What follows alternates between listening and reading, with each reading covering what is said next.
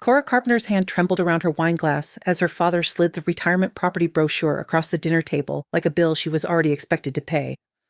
Her brothers stared at her. Troy wouldn't even look her in the eye. "Blood is thicker than water," Richard Carpenter said with a cold smile. "After everything I've done for you, you can't give your own father $40,000. The entire dining room went silent. Cora felt every sacrifice she'd made over the last 10 years, tightening around her throat like a rope.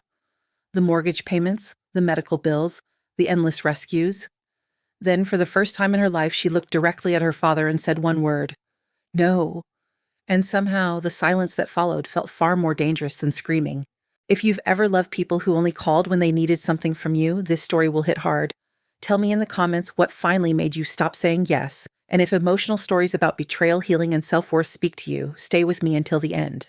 The first time Cora Carpenter gave her father money, she was 23 years old, and grieving her mother so badly she could barely breathe through it. Evelyn Carpenter had died in late October when the leaves in Connecticut turned copper and gold, and the world looked painfully beautiful for no reason at all. Cancer had hollowed her out in less than a year. By the end, she barely weighed 100 pounds. Cora still remembered the hospital hallway that smelled like antiseptic and burnt coffee.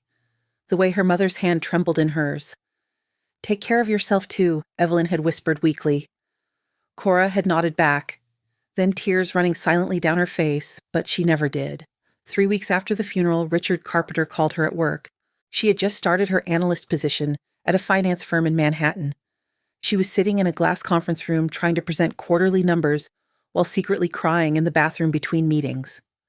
"Sweetheart," Richard said softly over the phone, his voice heavy with sadness. "I hate asking this, but things are tight right now." Tight. That word would follow Cora for the next decade like a curse. The mortgage was tight. Medical bills were tight. Tyler's tuition was tight.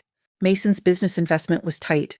The car repair was tight. The taxes were tight. Everything was always tight except Richard's expensive whiskey collection and his golf club membership. Back then, though, Cora didn't notice the contradictions. She was too busy trying to hold her family together. "How much do you need?" she asked quietly. There was a pause. 5,000. Cora transferred the money the same afternoon. No hesitation, no boundaries, no questions, because grief had made her desperate to feel needed. And Richard Carpenter understood that better than anyone. Years passed that way. Cora worked harder, longer hours, better promotions, bigger bonuses. Meanwhile, her younger brothers floated through life untouched by responsibility. Tyler switched careers every 8 months like outfits. Mason lost money faster than he made it, but somehow every family emergency still landed in Cora's lap. Richard had a talent for making exploitation sound like love. "You've always been the dependable one. You're the strongest. Your mother would be proud of how much you sacrifice for this family." Every sentence sounded like affection. Every sentence was actually guilt. At 34, Cora was earning more money than she had ever imagined growing up. She lived in a luxury Manhattan penthouse with Troy Bennett, her polished corporate attorney husband. Their refrigerator was stocked with imported sparkling water and organic produce. Their closet smelled like expensive leather and dry cleaning. From the outside, her life looked perfect. Inside, she was exhausted all the time. Not physically, emotionally. Like everyone in her life had tiny invisible hooks buried inside her skin. Pulling, demanding, taking. And every time she tried to pull away, someone accused her of becoming selfish. One rainy Thursday night, Cora sat at her kitchen island reviewing spreadsheets on her laptop when Tyler called. "Hey, sis." His voice already sounded rehearsed. Cora closed her eyes. "How much?" Tyler laughed awkwardly. "Jesus. You make me sound terrible.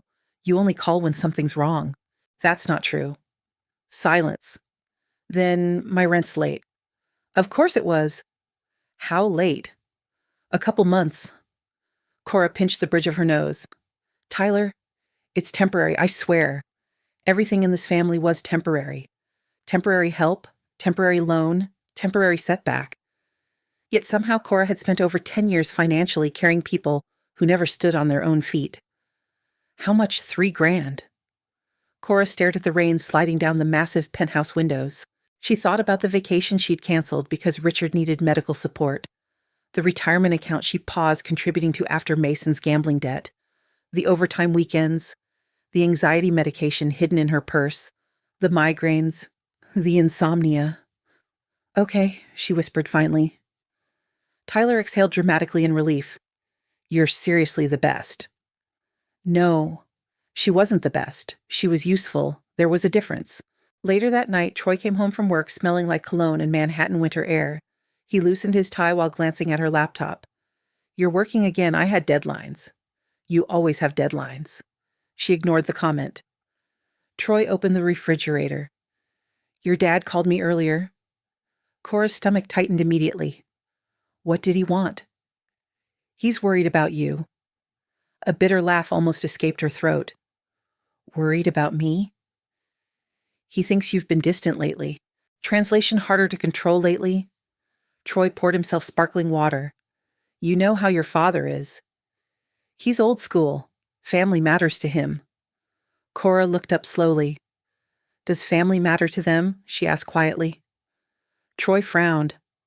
What's that supposed to mean? It means I'm tired. Everyone's tired.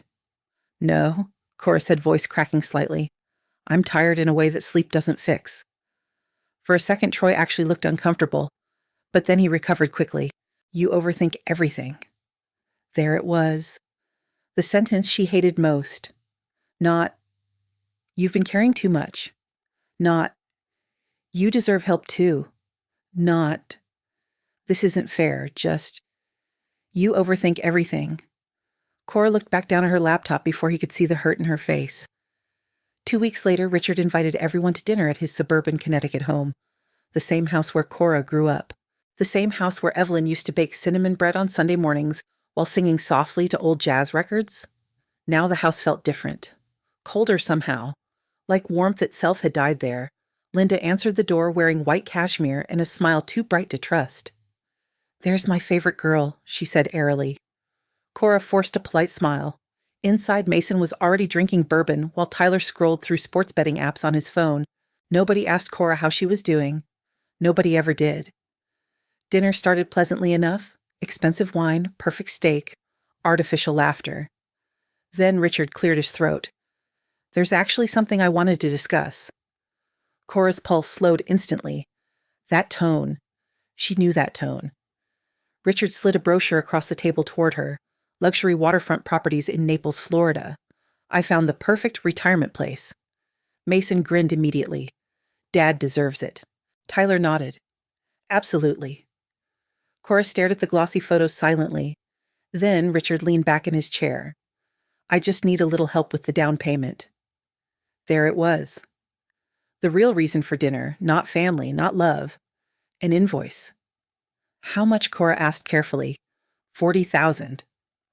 The entire table went quiet. Even Troy froze slightly beside her. Cora actually laughed softly in disbelief. $40,000.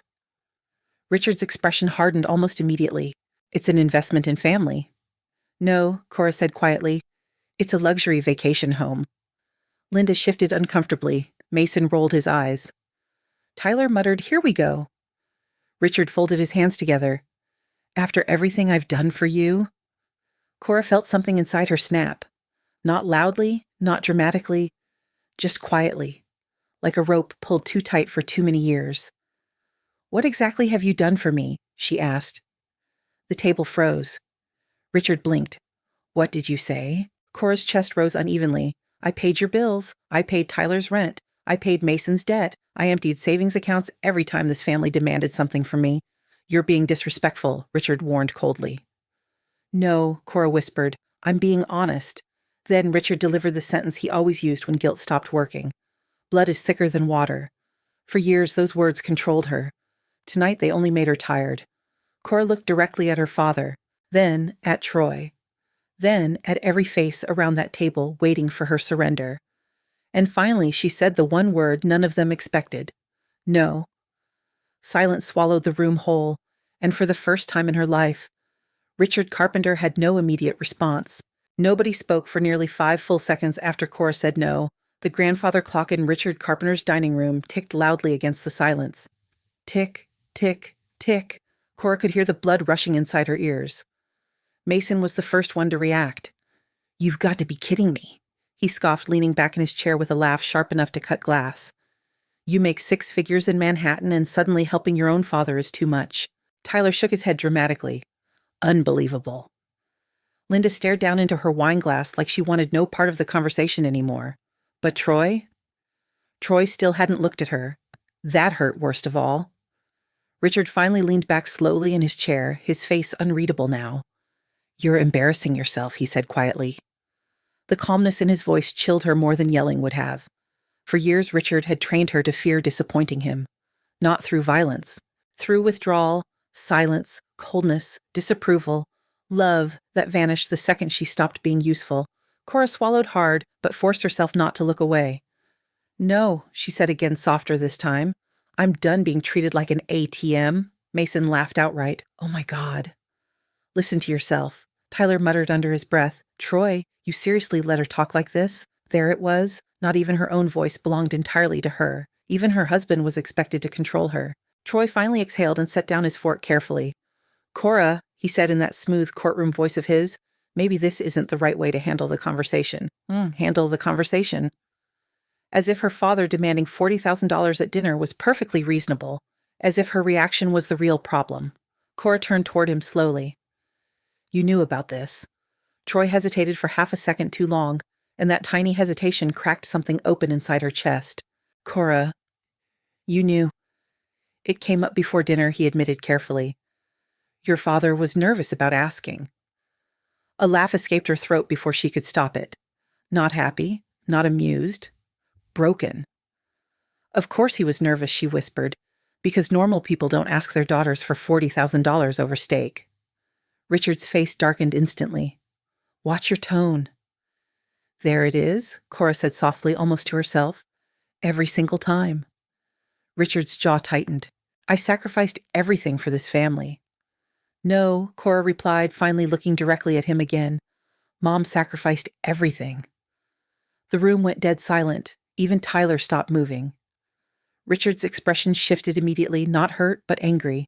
Dangerously angry. "You don't get to speak about your mother like that." "Why not?" Cora asked. "You use her memory every time you want something from me." Linda quietly stood from the table. "I think I should clear dessert," she murmured awkwardly. Nobody answered her. Troy rubbed a hand over his mouth. "Cora, you're emotional right now." That sentence. That horrible, polished sentence. Cora stared at him in disbelief. "I'm emotional." "You're escalating." "I'm escalating," she repeated. "Your family just sat me down, like investors demanding payment. Don't be dramatic." The second the words left Troy's mouth, regret flickered briefly across his face, but it was too late. Something in Cora's eyes changed.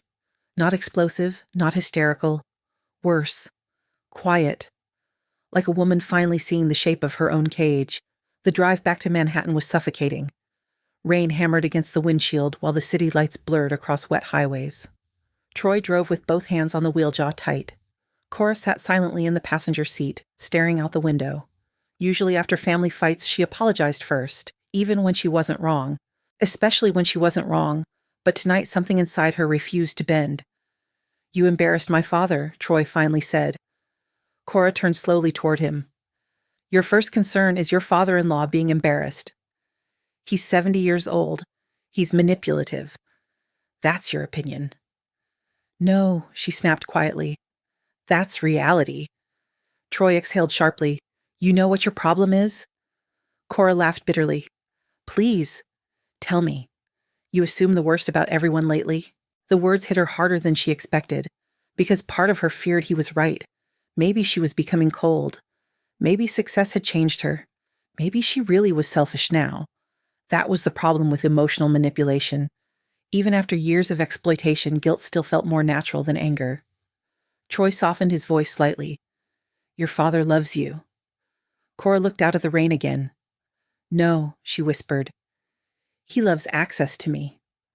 Troy didn't answer, and somehow his silence felt defensive. Back at the penthouse, Cora kicked off her heels near the marble kitchen island and immediately felt exhaustion slam into her body.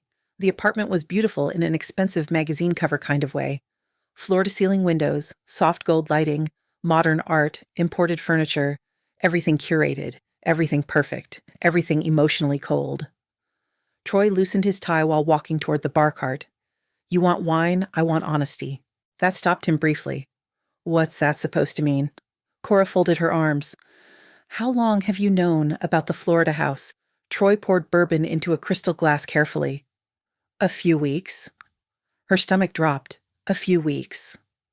Your father wanted my opinion legally. Legally, she repeated. On spending my money, you're married, Cora. It affects both of us. No. There it was again. That strange phrasing. Not your decision, not your money. Both of us. Cora suddenly remembered all the times Troy had encouraged her to help family. All the times he dismissed her discomfort. All the times he called her cold for wanting boundaries. An ugly thought began forming slowly in the back of her mind. How involved are you in this? Troy frowned immediately. What? With my father. That's ridiculous. Is it his irritation sharpened instantly? You're spiraling. Another favorite word. Spiraling. Emotional, dramatic, overthinking. Every label designed to make her distrust herself. Cora suddenly felt unbelievably tired. I'm going to bed. Troy sighed heavily. Fine. No comfort, no apology, no affection, just irritation. Around 2 a.m, Cora woke thirsty. The apartment was dark except for city lights glowing blue through the windows. She padded barefoot into the kitchen quietly and stopped. Troy was sitting alone on the couch with his phone glowing in the darkness. He didn't know she was there. His voice was low, quiet, intimate. No, she said no tonight. Silence. Then, I know. Another pause. His expression tightened. No, don't panic yet. Cora's chest tightened instantly. Troy rubbed his forehead. She's emotional right now. I'll handle it. Handle it. The same phrase again. Cora stepped backwards silently before he could notice her. Heart pounding. Something cold spread slowly through her stomach. Not heartbreak, not yet. Instinct. For the first time in her marriage, Cora Carpenter felt afraid of what she didn't know. The next morning, Troy acted completely normal. Too normal. Coffee. Emails. Wall Street Journal folded neatly on the counter, as if the night before hadn't happened, as if he hadn't been whispering in the dark about her. Cora studied him carefully while pretending to answer work emails. Troy Bennett was handsome in the kind of clean corporate way magazines loved. Tailored suits, controlled smile, perfect posture, everything polished. But suddenly Cora noticed things she hadn't before. How calculated his expressions were, how quickly warmth disappeared from his face when he thought she wasn't looking, how every conversation somehow redirected back toward what benefited him. You okay, Troy? Asked casually. Cora forced a small smile. Just tired? He nodded once. Then his phone buzzed on the kitchen counter. The screen lit up briefly, and before Troy grabbed it, Cora saw the name. Vanessa. A small, beautiful blonde woman from his law firm. Cora had met her once at a holiday party. Vanessa Cole. Young. Elegant. Sharp enough to make every room feel competitive. Troy picked up the phone too quickly, but not quickly enough. Something deep inside Cora went still. Not jealousy, not insecurity, recognition. Like her body had noticed danger before her mind fully caught up. And for the first time in years, Cora started paying attention. 3 days after the dinner disaster, Richard Carpenter invited everyone back to the Connecticut house for Sunday evening cocktails. As if nothing had happened. As if Cora hadn't shattered 10 years of family conditioning with a single word. No. The text invitation arrived at noon sharp. Family dinner tonight. Let's move forward like adults. Cora stared at the message while sitting in her Manhattan office overlooking the gray winter skyline. Below her, traffic crawled through Midtown in slow rivers of red brake lights. Move forward. That was Richard's favorite phrase whenever he wanted accountability buried alive. Never discuss, never heal, never apologize. Just move forward. Troy walked into her office at exactly 6:30 that evening, one hand tucked casually into the pocket of his charcoal overcoat. You ready? He asked. Cora looked up from her laptop slowly. You're seriously going. Troy frowned slightly. It's dinner, not a hostage negotiation. The comment irritated her instantly. You know what happened last time, and dragging it out makes it better. There it was again, that subtle redirection. As if her discomfort was the inconvenience. As if her father demanding $40,000 wasn't the actual issue. Cora closed her laptop carefully. You didn't defend me once. Troy sighed heavily like she was exhausting him. Cora, I'm trying to keep peace between everyone. No, she said quietly. You're trying to keep everyone comfortable except me. For a moment, silence stretched between them. Then Troy grabbed his car keys from the desk. We're already late. I'm sorry. Not, you're right. Just, we're late.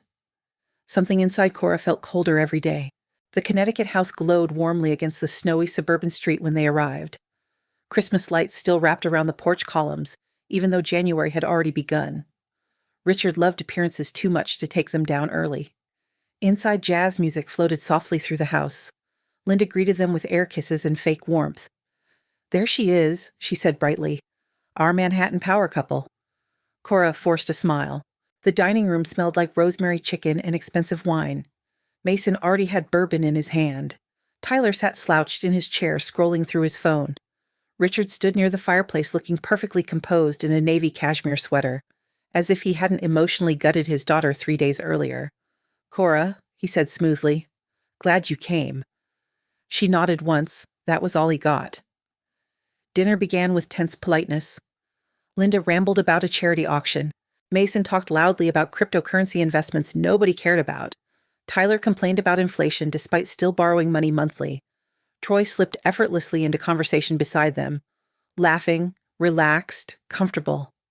Cora watched him carefully all evening, watched how naturally he blended into her family dynamic, how easily he ignored her discomfort when it benefited social harmony, or maybe himself.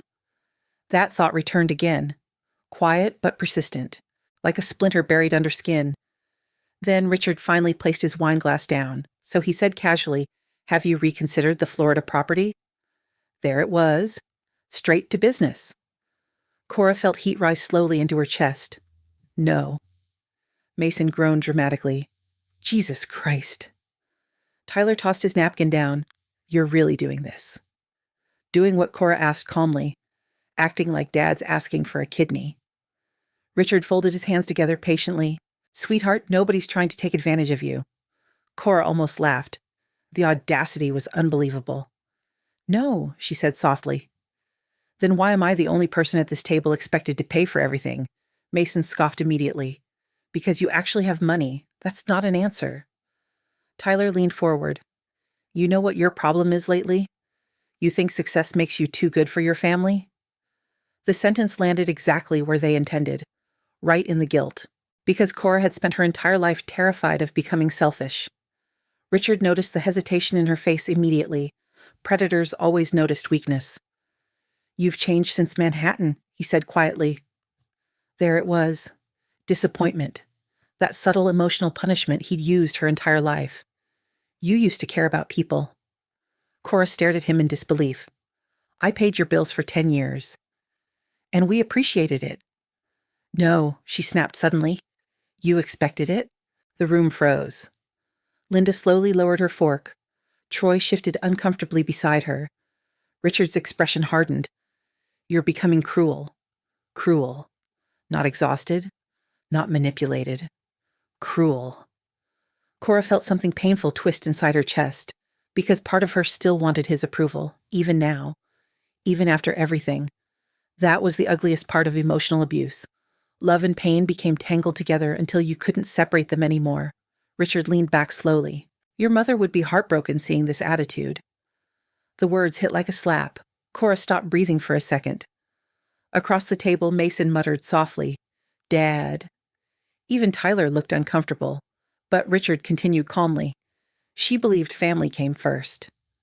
Cora's eyes burned instantly, not because she believed him, because he kept using Evelyn like a weapon, over and over and over. You don't get to talk about her like that, Cora whispered. Richard raised an eyebrow.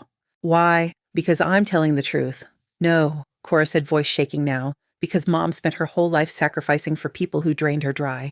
The room exploded. That's enough, Richard barked. You want honesty? Cora's voice cracked. Fine. Mom was exhausted all the time. I remember it. I remember her crying in the laundry room because she carried everyone while nobody carried her. Stop talking. She worked herself sick trying to keep this family together, Cora. The shout thundered through the dining room. Silence crashed down afterward. Richard's face had turned dark red.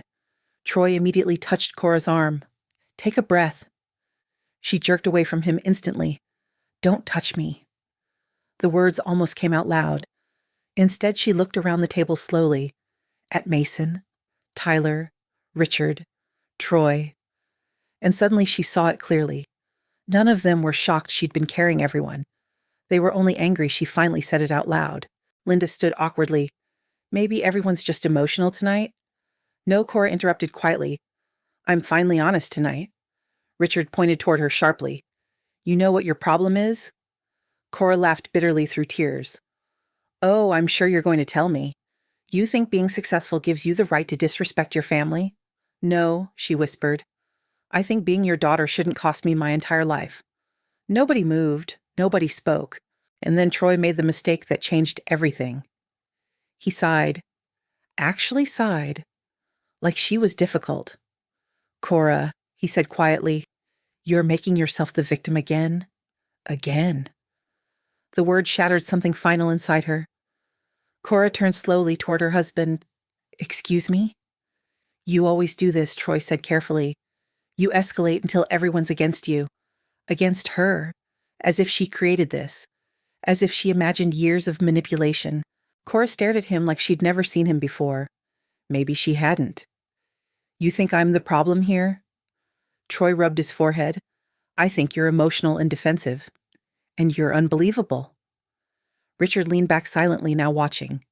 Watching Troy manage her. Like this was normal. Like her husband correcting her was expected. Suddenly, Cora understood something horrifying. Troy and Richard weren't opposites. They were fluent in the same language.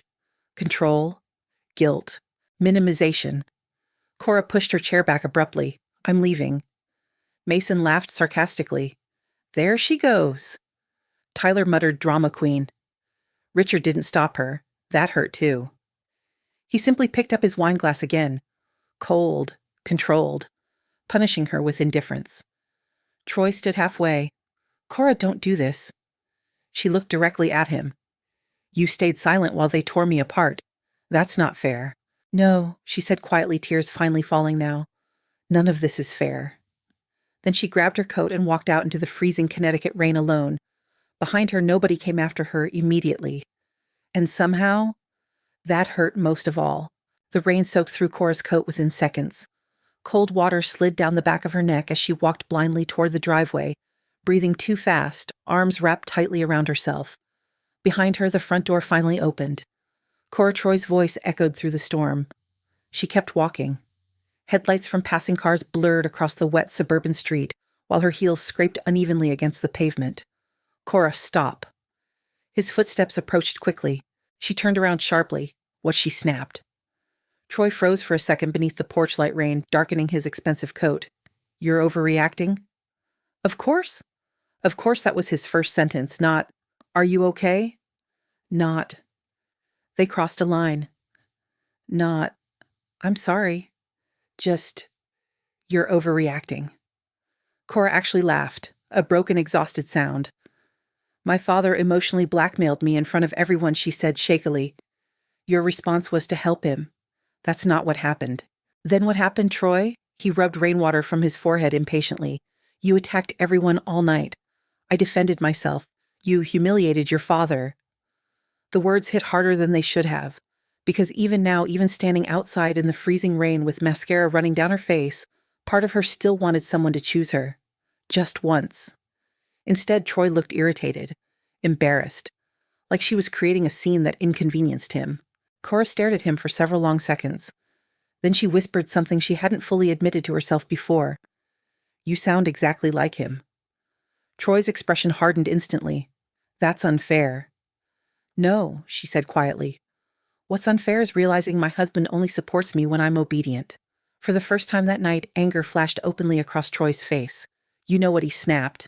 "Nobody can help you when you get like this. Get like this. Emotional. Difficult.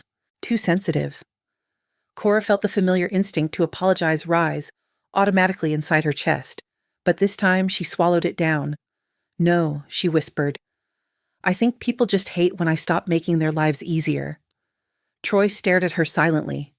Then he stepped back. "Fine." One word. Cold. Punishing. He turned around and walked back into the house without another glance. And somehow that hurt more than yelling ever could. Cora drove back to Manhattan alone. The highway stretched endlessly through rain and darkness while old memories surfaced one after another like ghosts clawing upward. Her father calling her selfish at 16 because she wanted to attend an out-of-state college. Richard crying after Evelyn's funeral and saying, "You're all I have now." Mason joking. At least one of us became useful. Tyler calling her his emergency contact wallet. Troy telling her, "You overthink everything," over and over, year after year. Different voices. Same message. Your value comes from what you provide. By the time she reached the penthouse, her chest hurt from holding herself together. The apartment was silent. Too silent. She walked through the dim living room, slowly kicking off soaked heels near the door. Then she noticed something strange. Troy's office light was on. She frowned. He wasn't supposed to be home yet. Cora moved quietly down the hallway. The office door stood slightly open. Inside, Troy sat at his desk with his back partially turned toward her, typing quickly on his phone. His voice was low, controlled. "I know she's upset." Silence. "No, don't text me tonight." Another pause. "She's suspicious already." Cora stopped breathing. Every nerve in her body went still. "She'll calm down." Troy continued quietly. "She always does." Something cracked deep inside her chest, not loudly, not dramatically, softly, like glass splitting beneath pressure. Then Troy laughed softly at something the other person said. A laugh Cora hadn't heard directed at her in months. Maybe longer. "She's emotional," he murmured. "I'll handle it." The exact phrase again. "I'll handle it." Cora stepped backwards silently before he could see her. Her pulse hammered violently now, not panic, recognition. Something was deeply wrong. An hour later, Troy finally entered the bedroom. Cora pretended to be asleep. She felt him pause beside the bed.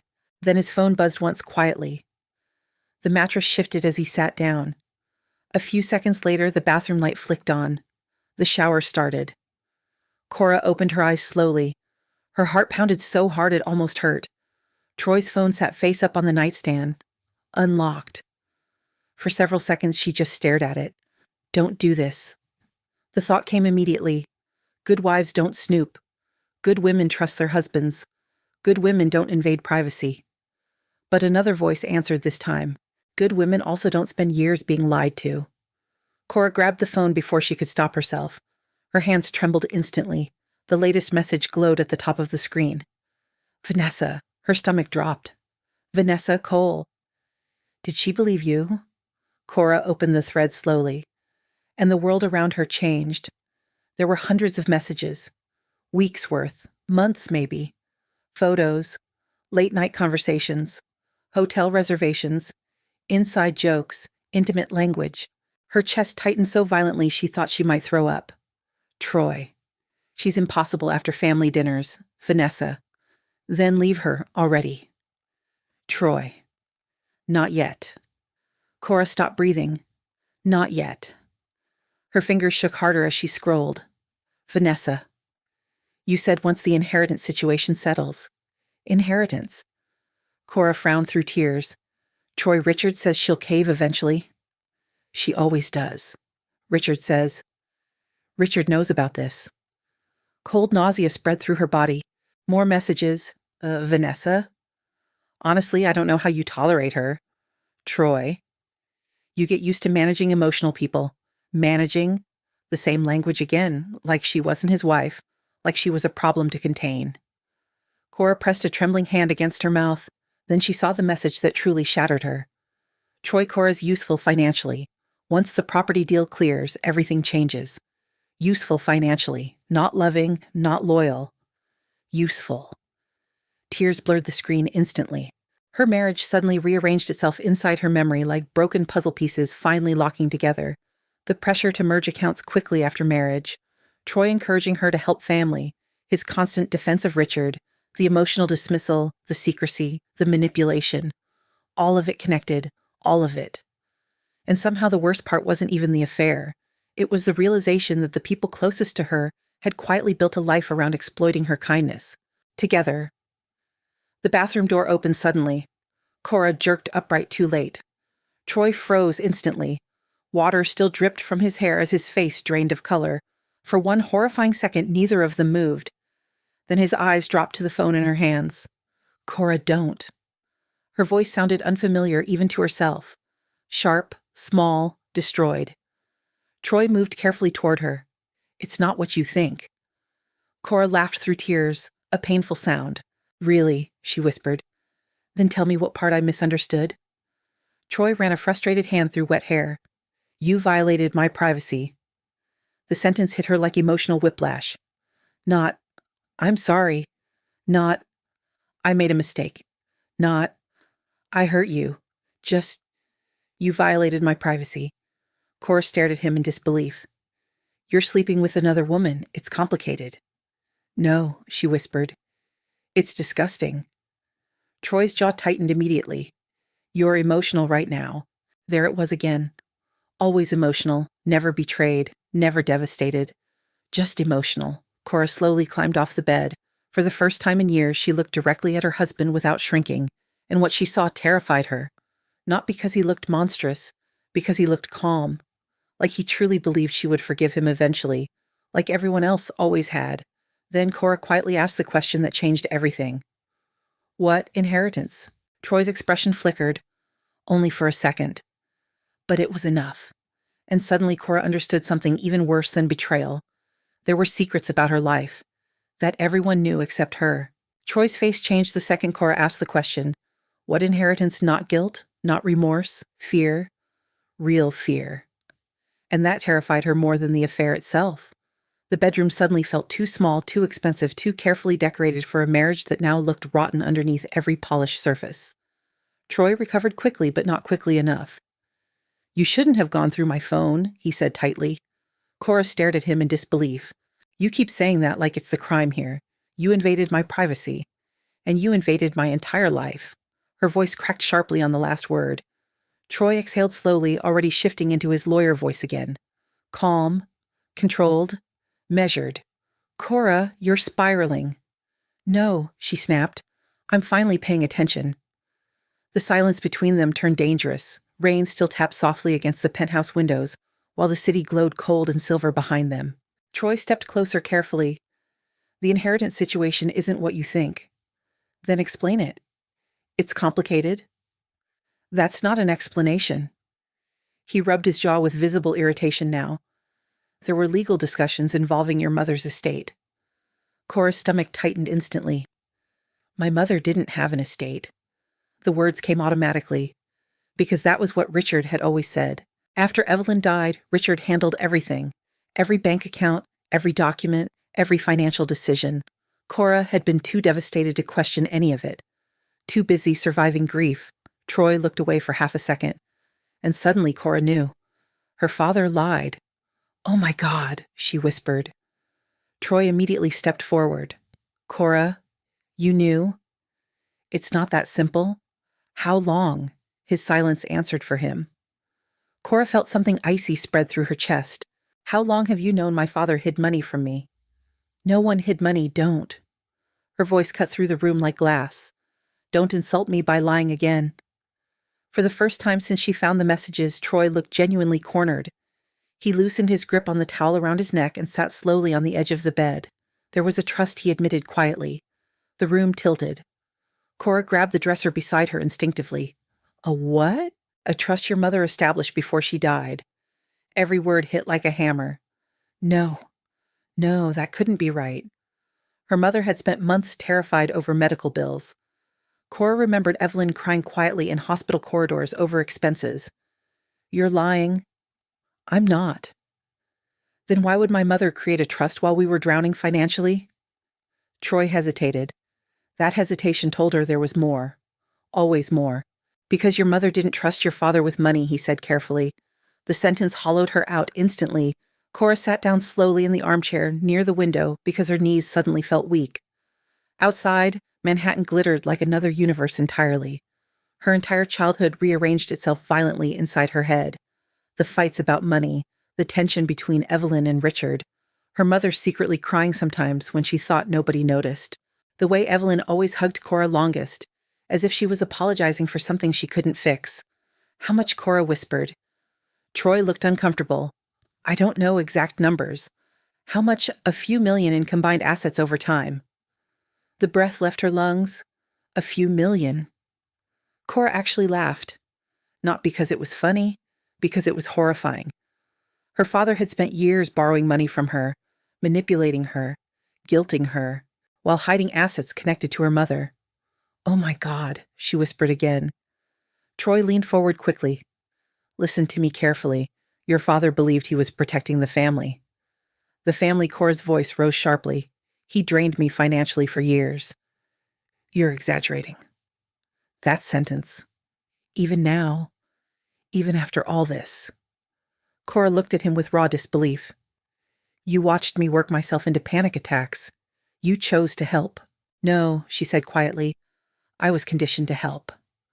The truth settled heavily between them. Troy looked away first. Cora barely slept that night. Every memory felt poisoned now. At 4 a.m, she sat alone in the kitchen, wrapped in a cashmere blanket, staring at old family photos on her phone. Her mother smiling in the garden. Evelyn teaching young Cora how to bake pies. Evelyn brushing hair from Cora's face during school recitals. There was always exhaustion hidden behind her mother's eyes. Cora saw it clearly now, the same exhaustion living inside herself. History repeating quietly across generations. Her chest tightened painfully. Was this what Evelyn tried to protect her from? At 7:30, Troy left for work without touching her, without apologizing, without saying, "I love you." At the doorway, he paused briefly. "We should discuss this rationally tonight." Rationally? Cora almost laughed again. The man cheated on her, hid financial secrets, manipulated her for years, and still spoke like she was the unstable one. After he left the apartment, became painfully silent. Cora stared at her reflection in the dark television screen. She looked tired. Not ugly, not broken, just emotionally starved. Like someone who had spent years surviving instead of living. Then suddenly another memory surfaced. A name. Harold Whitmore. Her mother's old attorney. Cora hadn't heard his name in over a decade, but she remembered him attending Evelyn's funeral. Kind eyes, gray hair, a navy overcoat, and a strange expression on his face when Richard handled all the paperwork afterward. At the time, she thought it was grief. Now she wasn't so sure. By noon, Cora sat in the back of a black town car heading toward Greenwich, Connecticut. Snow drifted softly outside the windows while anxiety twisted violently inside her stomach. Harold Whitmore's law office occupied the second floor of an old brick building overlooking the harbor. The waiting room smelled like old books and coffee. When the receptionist told Harold who was there, the elderly attorney came out personally. And the second he saw Cora, his face fell. Not surprise. Guilt. "Oh," he said softly. "Cora." Her pulse spiked immediately. "You knew I'd come eventually?" Harold closed his eyes briefly. "Yes." The world inside her cracked wider. He led her quietly into his office. Mahogany shelves lined the walls. Snow drifted outside tall windows. Somewhere in the distance, church bells rang softly through town. Harold sat heavily behind his desk. "You look exactly like your mother." The sentence nearly broke her immediately. Cora sat down slowly. "I need the truth." Harold nodded once, then opened a locked drawer.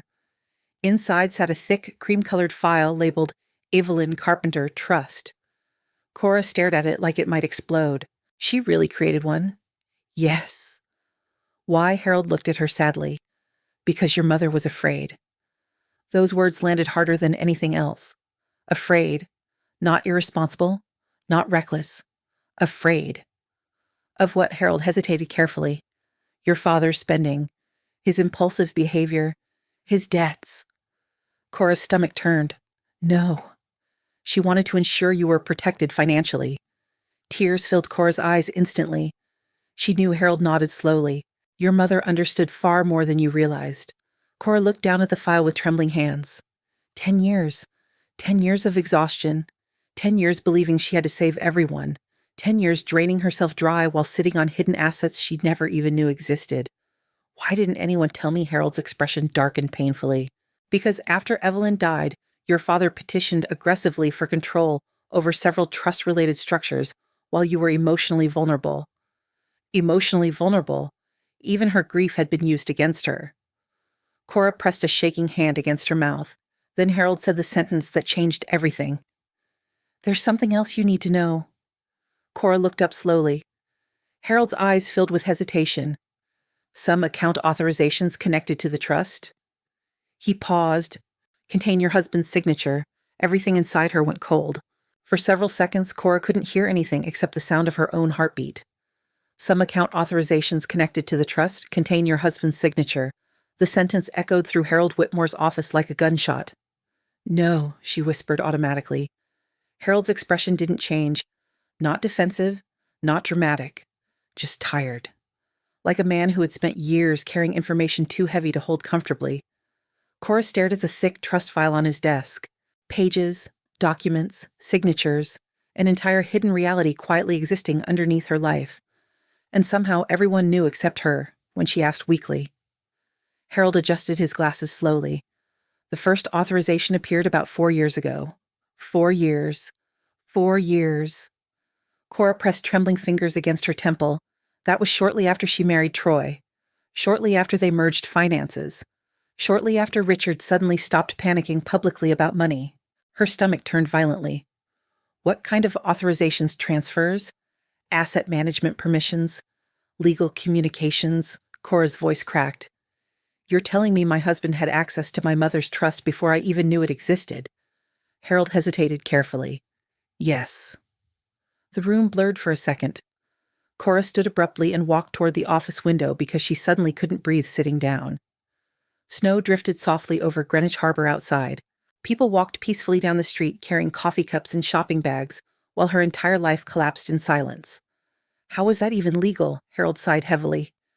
Your father positioned himself as primary family representative after Evelyn's death.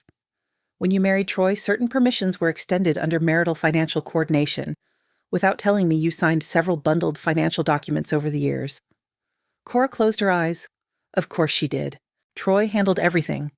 Taxes, investments, legal paperwork. Every time she asked questions, he kissed her forehead and said, "Trust me." God.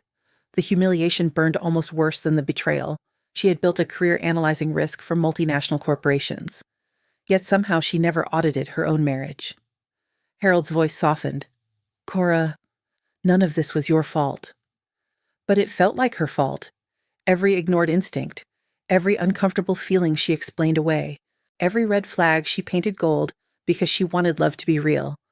How much money? She asked quietly. Harold opened the file carefully. The trust originally contained approximately $3.8 million in combined holdings, investments, and property structures. Cora felt physically ill. Her mother left her financial security, protection, freedom.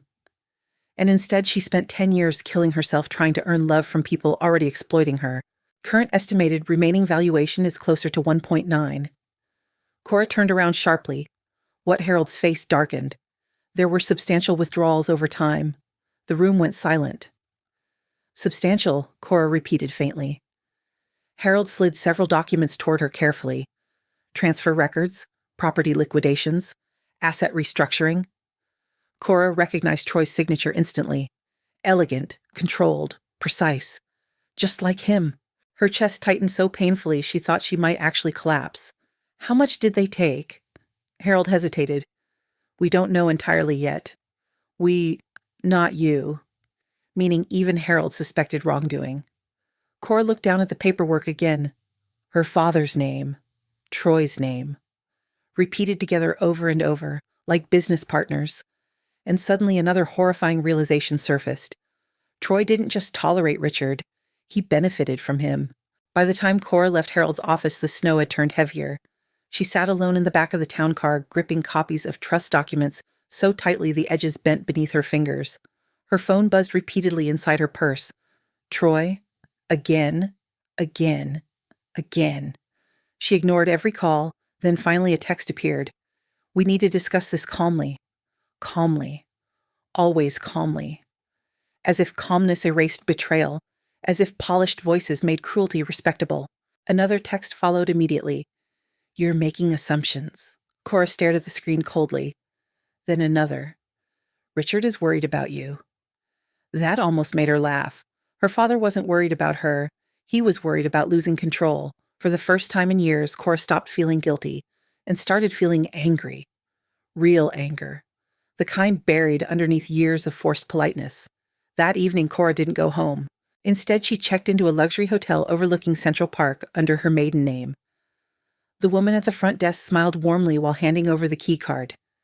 "Enjoy your stay, Miss Carpenter." Ms. Carpenter, not Mrs. Bennett. The name felt strange now, like returning to an earlier version of herself she barely recognized. Inside the suite, silence wrapped around her immediately. No Troy, no manipulation, no tension humming beneath every conversation, just stillness. Cora dropped her bag beside the bed and stood motionless in the center of the room. Then suddenly she broke. Not elegantly, not quietly. She collapsed onto the carpet and sobbed so hard her ribs hurt. Years of exhaustion ripped out of her all at once. Her father, her husband, the affair, the lies, the trust, the money, her mother. God, her mother. Cora cried until her throat burned raw, and beneath all the grief sat one unbearable realization: nobody had protected her, not even the people who claimed to love her most. Around midnight, someone knocked softly on the hotel door. Cora froze instantly. Another knock. Then Troy's voice. "Cora, please open the door." Her stomach twisted. How did he find her? Of course he found her. Troy always found solutions when something mattered to him. She stayed silent. "Cora, I know you're in there." Another pause. Then softer. "Please." The familiar ache almost pulled her toward the door automatically. Years of conditioning. Fix things. Calm him down. Keep peace. But then she remembered Vanessa's messages. Useful financially. I'll handle it. She stayed exactly where she was. After a long silence, Troy spoke again. "You're overreacting to incomplete information." Cora actually laughed bitterly through tears. Even now, he still framed her pain as irrational. "You cheated on me," she shouted through the door. Silence answered first. Then it wasn't serious. The words hollowed her out. Not serious. As if betrayal became acceptable when emotionally minimized enough. "You lied to me for years. You're refusing to understand context, lawyer language, corporate language, emotional evasion disguised as sophistication." Cora wiped tears from her face angrily. Did you love her silence again? Too long. That silence answered everything. Finally, Troy exhaled heavily outside the door. "Cora, marriages are complicated." "No," she whispered. "Integrity isn't." Another long pause. Then Troy's voice lowered carefully. "You need to think rationally before destroying your family over misunderstandings. Destroying your family." There it was. The manipulation. Even now, somehow, she was responsible for the damage caused to her. Cora stood slowly and walked toward the door. Not to open it, just close enough for him to hear her clearly. "You and my father treated me like an investment account with emotions." Troy immediately answered. "That's not fair." "No," Cora whispered. "What's not fair is realizing the people I loved most built their entire lives around taking from me." Silence. Then Troy finally lost patience. "You're acting paranoid." Cora's eyes filled again. Paranoid. Not betrayed. Not deceived. Paranoid. She suddenly understood something important. People who manipulate you rely heavily on exhausting your trust in yourself. That was why every emotion she expressed got renamed. Anger became instability. Pain became drama. Suspicion became paranoia, because if she trusted her instincts, their control disappeared. Troy spoke again more sharply now. "You need to come home. Home." The penthouse suddenly didn't feel like home anymore. Just another expensive place where she performed emotional labor for people draining her dry. "I'm not coming back tonight." "Cora, no." Her voice surprised even herself. Firm, steady. Troy fell silent outside the door. Then finally, "You're making a mistake." Footsteps retreated slowly down the hallway. Cora stood motionless for several seconds afterward. Then she looked down at the trust document still sitting on the hotel desk. Her mother's name printed elegantly across the top. Evelyn Carpenter. Trust. For years, Cora thought survival meant enduring pain quietly. Now she was beginning to understand something terrifying. Maybe survival actually meant becoming someone her manipulators could no longer control. And for the first time in her life, that possibility felt powerful. Cora barely recognized herself 3 days later. Not physically. Externally, she still looked polished enough to belong in Manhattan boardrooms and rooftop charity galas. Her dark wool coat was tailored perfectly. Her makeup concealed most of the sleepless nights. Her posture remained straight, but internally something fundamental had shifted. For the first time in her adult life, Cora Carpenter stopped trying to preserve everyone else's comfort, and the silence that followed was deafening. Richard called 11 times the next morning. Cora ignored every single one. Then came the voicemails. First disappointed, then angry, then manipulative. Sweetheart families go through difficult moments. You're letting emotions cloud your judgment. Troy made mistakes, but marriage requires forgiveness. By the fourth voicemail, Richard finally dropped the loving father performance completely. You are humiliating this family. Cora listened to that message twice. Not because it hurt, because it clarified everything. Even now, his greatest concern wasn't her pain, it was public image. She deleted every voicemail afterward, one by one, like cutting wires attached to her guilt. That afternoon, Cora sat across from Grace Monroe for the first time. The attorney's office overlooked Park Avenue from the 42nd floor of a steel and glass tower. Everything inside felt sharp, elegant, expensive. Like Grace herself, she was in her late 40s with silver blonde hair cut into a severe bob and eyes that missed absolutely nothing. Cora had expected warmth. Instead, Grace radiated precision. You've been financially abused for years, Grace said calmly after reviewing the documents. The sentence made Cora flinch instantly. Abused. The word felt too extreme, too ugly. That sounds dramatic, Cora murmured automatically. Grace leaned back slightly. That reaction alone tells me how conditioned you are. Cora fell silent. Grace folded her hands carefully on the desk. Financial abuse doesn't always look like someone stealing your credit cards. Sometimes it looks like guilt, obligation, emotional coercion disguised as family loyalty. Every sentence landed with brutal accuracy. Cora looked down at the trust paperwork. My father always said family helps each other. Grace nodded once. Healthy families do. Exploitative families assign one person the role of emotional sacrifice. The room went very quiet, because Cora suddenly understood her role perfectly. Provider, fixer, caretaker, the daughter who bled quietly while everyone else called her generous. Grace continued reviewing the documents. These transfer patterns are deeply concerning. How bad is it? Grace looked up directly. Potential fraud? Bad. Cora's stomach tightened immediately. Criminal? Possibly.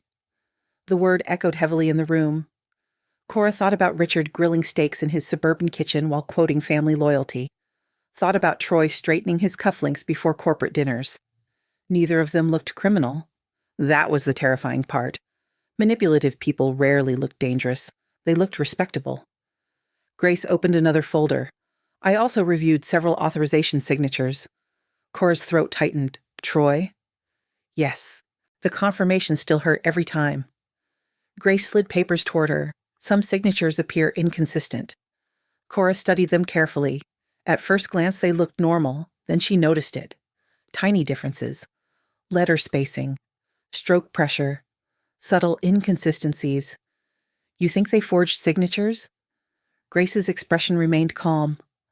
I think someone got very comfortable assuming you wouldn't investigate. The humiliation burned deep, because they were right.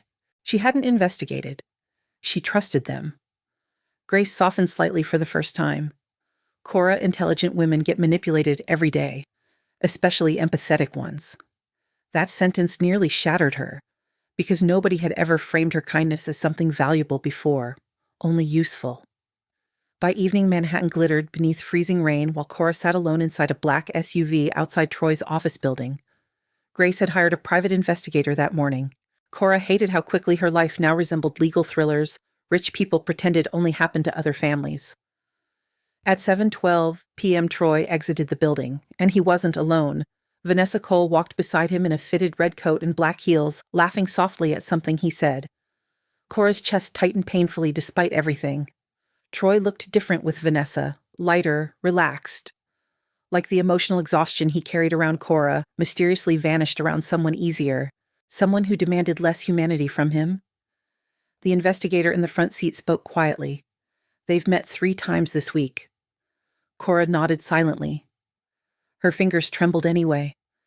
Not because she wanted Troy back, but because betrayal always humiliates you before it frees you. She watched Troy place a hand gently against Vanessa's lower back while leading her into a luxury hotel restaurant. The intimacy of the gesture hurt worse than explicit affection somehow. It looked practiced, natural. Cora suddenly wondered how many times he touched her absent-mindedly while texting another woman afterward. The thought made her nauseous. "You okay?" the investigator asked carefully. "No," she answered honestly. Then she opened the car door. The investigator blinked. "Mrs. Bennett?" "I'm not confronting them." "Then what are you doing?" Cora looked toward the glowing hotel entrance, listening. The restaurant bar was dimly lit in gold and amber tones. Jazz music floated softly beneath conversations and clinking glasses. Cora sat 2 sections behind Troy and Vanessa, wearing a black coat and baseball cap, low over her face. Neither noticed her. That hurt too. 10 years together, and her husband no longer paid enough attention to recognize her presence. Vanessa sipped wine elegantly. So, what happened with the wife, the wife. Not Cora, not a person. Just a role. Troy exhaled heavily. She found messages. Vanessa rolled her eyes dramatically. "Seriously, yes. And she's emotional. Always emotional." Cora stared down into her untouched water glass. Vanessa leaned closer. "She'll forgive you." Troy didn't answer immediately. "Then she usually does?" The sentence sliced through her chest. Because it was true. He wasn't nervous because he hurt her. He was nervous because she stopped behaving predictably. Vanessa smirked faintly. "What about the Florida property?" Troy rubbed his jaw. "Delayed." "Richard's furious. He's panicking." Vanessa laughed softly. "Honestly, your father-in-law should have controlled things better. Controlled. Not loved. Not guided. Controlled." Cora suddenly realized everyone involved spoke the same emotional language. Manipulation sounded normal to them. Vanessa swirled her wine slowly. "So what now?" Troy leaned back in his chair. "She'll calm down eventually. She always wants peace more than conflict." The words hit something deep inside Cora, because that used to be true. For years she sacrificed herself to avoid chaos, apologized to keep relationships alive, accepted crumbs to avoid abandonment, but suddenly she saw the trap clearly. Her fear of conflict became everyone else's weapon. Vanessa tilted her head. "And if she doesn't calm down," Troy's face darkened slightly. Then he said the sentence that finally killed something inside her completely. "Then things could get expensive. Not heartbreaking, not tragic. Expensive." That was what losing her meant to him. Financial inconvenience. Cora sat perfectly still while cold clarity spread slowly through her body. This marriage wasn't broken because of one affair. It was rotten because she was never fully loved inside it to begin with. She was managed, handled, useful, profitable, safe, but never truly cherished. And for the first time since all of this began, the grief slowly started turning into something far more dangerous. Resolve. The house looked smaller than Cora remembered. Not physically, emotionally, as if grief had shrunk it over the years. Snow covered the front lawn in soft white layers, while bare winter branches scratched gently against the upstairs windows. The old colonial home stood silent at the end of the Connecticut cul-de-sac, like a memory nobody visited anymore. Evelyn Carpenter's house, not Richard's. For the first time in her life, Cora understood the difference. She sat in her parked car for almost 10 minutes before finally stepping out into the freezing afternoon air. The cold hit her cheeks instantly. Sharp, awakening. Her boots crunched softly across snow-covered stone as she walked toward the front door. The key still fit. That almost broke her immediately. Inside, the house smelled faintly like cedarwood and old books, and beneath that something familiar. Vanilla, her mother's candles. Cora stood motionless in the entryway while memories rushed at her all at once. Christmas mornings beside the staircase, Evelyn humming softly in the kitchen, rainy afternoons reading together beneath blankets. For one painful second, Cora almost expected to hear her mother's voice upstairs, but the house remained quiet, empty, grieving, just like her. Richard rarely came here anymore. Grace's investigators had already confirmed that. Most of his time was spent with Linda at her luxury condo in Stamford. The house had become little more than a property asset to him. But to Cora, it still felt alive somehow. She moved slowly through the living room, fingertips brushing familiar furniture covered in white sheets. The piano where Evelyn used to play jazz standards on Sunday evenings. The fireplace mantel lined with dusty framed photos. And there, A picture of young Cora sitting in her mother's lap smiling with absolute trust. The sight hit harder than expected. Because that little girl still believed love meant safety. Cora looked away quickly before tears came again. She was tired of crying. Tired of feeling fragile while everyone else weaponized her softness. Grace had encouraged her to search the house carefully. If your mother suspected financial misconduct, Grace said earlier that week, there's a chance she documented concerns privately. At first, the idea felt impossible. Evelyn had always seemed gentle, warm, soft-spoken. But now Cora wondered if her mother had simply learned to survive quietly inside a marriage that consumed her, just like Cora did. The realization haunted her constantly now. 3 hours passed. Old filing cabinets, desk drawers, closets, boxes in the attic. Most contained ordinary family clutter, tax records, photo albums, expired warranties. But around sunset, Cora found something strange. Inside Evelyn's old sewing room sat a pale blue storage chest beneath folded blankets. Locked. Cora frowned. Her mother rarely locked anything. After searching nearby drawers, she finally found a tiny brass key taped beneath the sewing table. Her pulse quickened immediately. Inside the chest sat dozens of neatly organized folders. Financial records, property documents, handwritten notes, and one cream-colored envelope labeled, "For Cora, if you ever need the truth." Her breath caught instantly, hands trembling. Cora sat slowly on the floor and opened the envelope. Inside rested several pages written in Evelyn's elegant cursive handwriting. Cora recognized it immediately. The loops, the careful slant, the softness of it. Tears blurred her vision before she even began reading. My darling girl, if you are reading this, then something inside you has finally begun questioning the stories you were taught to accept. Cora pressed a shaking hand against her mouth. No. No, no, no. Your father is not an evil man, but he is a weak one, and weak men often consume the women who love them most. The word shattered something deep inside her chest, because Evelyn understood, all of it, for years. Cora kept reading through tears. I tried to protect you from becoming what I became, a woman who survives by shrinking herself smaller every year. A sob escaped her throat. God. Her mother knew. You have always been generous beyond reason, but generosity without boundaries becomes self-destruction. Cora closed her eyes tightly. Every sentence felt like Evelyn reaching across death itself to tell her the truth nobody else would. Then she saw another paragraph. I created financial protections for you because I feared what would happen after I was gone. Her stomach tightened instantly. Evelyn knew Richard would use her. Knew it. Cora looked toward the darkening window as snow continued falling outside. Suddenly the house no longer felt haunted by grief. It felt haunted by warning signs she never understood until now. At the bottom of the letter, Evelyn had written one final sentence. Please do not confuse guilt with love. Cora broke completely after that. She cried sitting on the sewing room floor with the letter clutched against her chest while evening shadows swallowed the room around her. Not just for herself, for Evelyn too. For all the years her mother slowly disappeared inside a marriage built around emotional extraction. For the ways women were taught to endure until endurance became identity. Later that night, Cora forced herself to continue searching through the chest.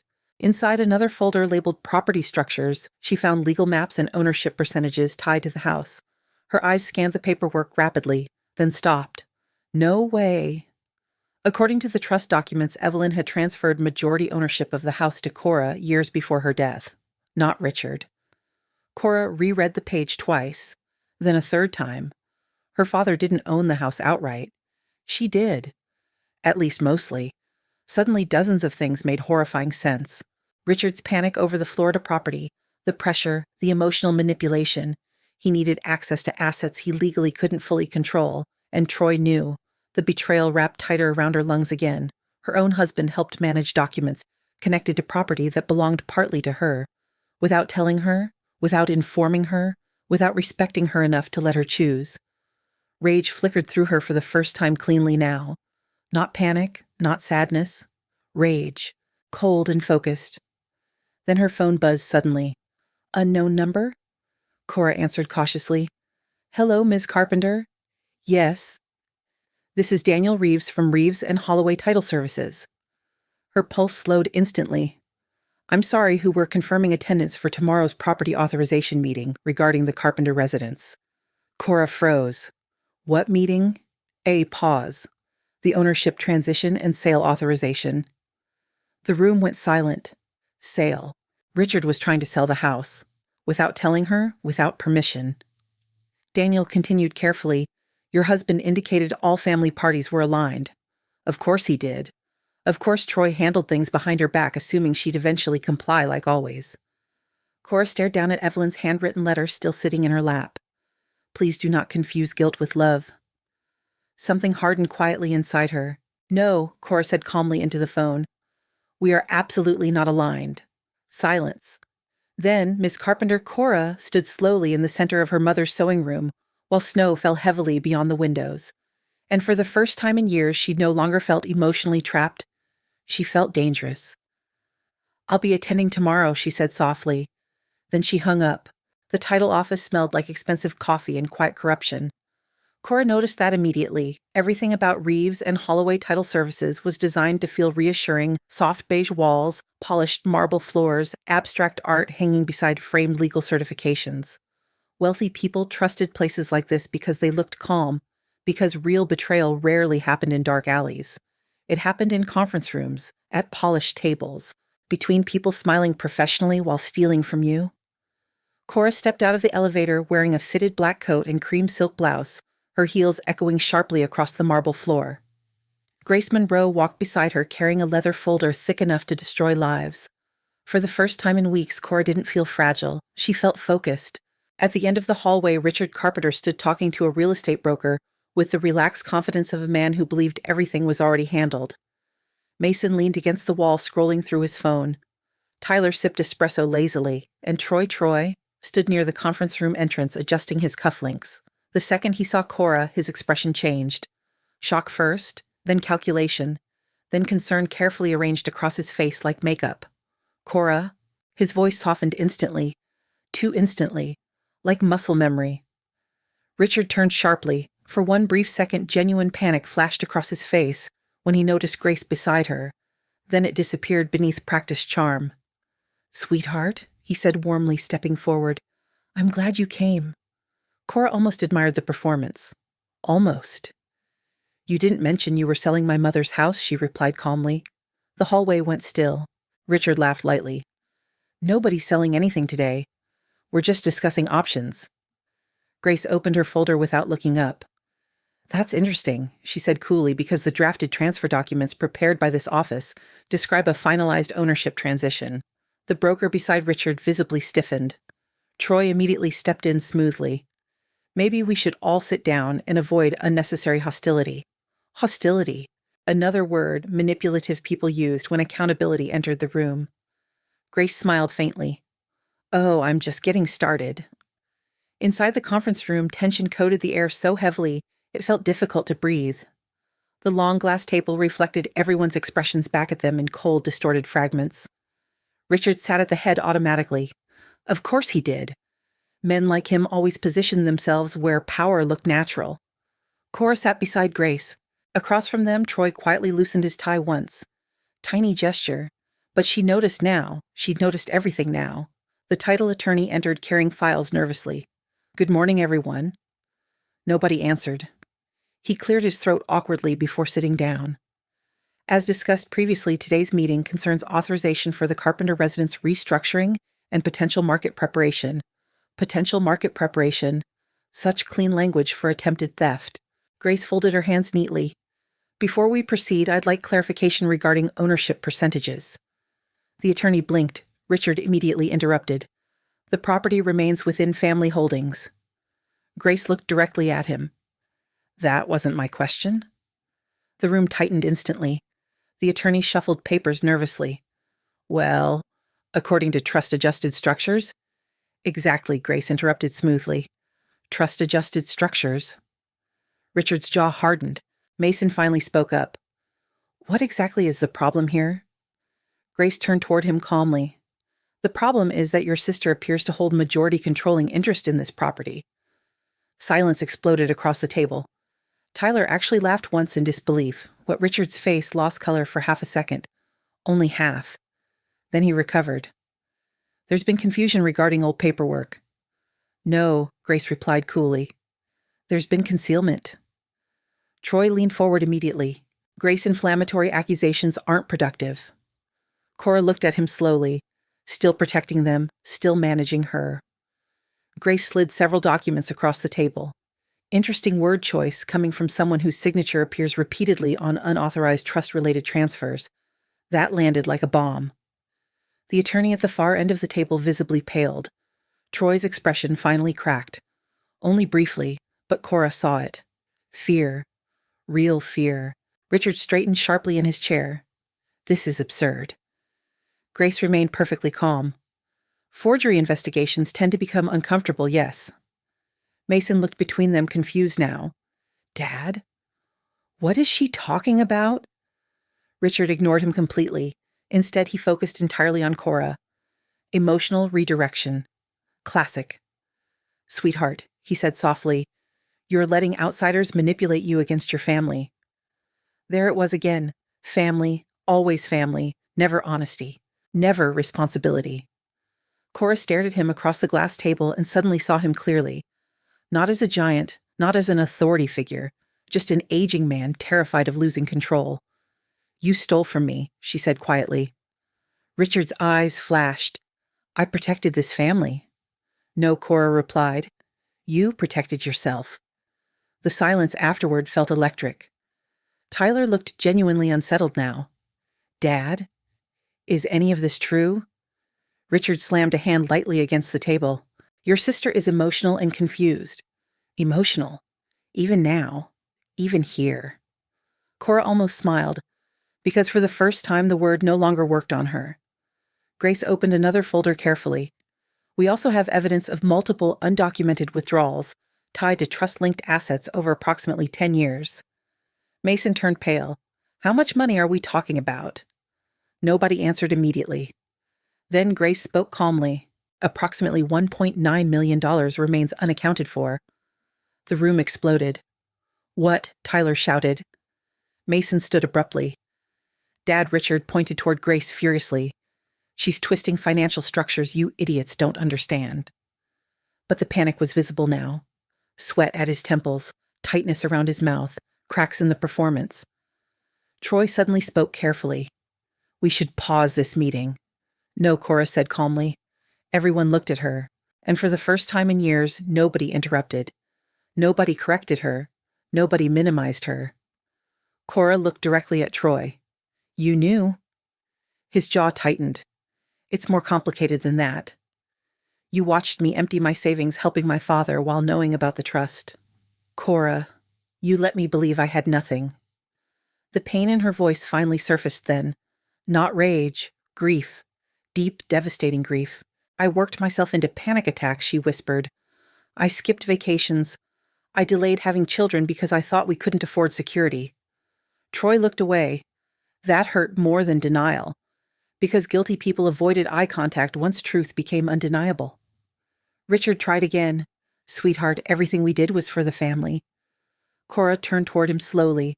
Then why was I the only one sacrificing silence? Nobody answered, because nobody could. Grace closed her folder carefully. At this point, formal investigation is likely unavoidable. The title attorney stood immediately. I think this meeting should conclude. Agreed, Grace replied. But before anyone could leave, 2 uniformed investigators entered the conference room doorway. Everything stopped. The older investigator looked around calmly. Richard Carpenter. Richard froze. Yes, we need to ask you several questions regarding financial irregularities connected to the Evelyn Carpenter Trust. Tyler cursed under his breath. Mason sat down heavily like his legs stopped working. Linda, who had arrived halfway through the meeting, covered her mouth in horror. And Troy? Troy looked directly at Cora, not angry, not even defensive anymore. Desperate, like he was suddenly realizing she was no longer the woman who would quietly clean up everyone's mess. The investigator continued speaking professionally. We'd appreciate your cooperation. Richard slowly turned toward Cora. The betrayal in his face almost would have hurt once. Now it only exhausted her. This is your doing, he whispered coldly. Cora stood slowly. For years his disappointment controlled her entire nervous system. Now it barely touched her. No, she said quietly.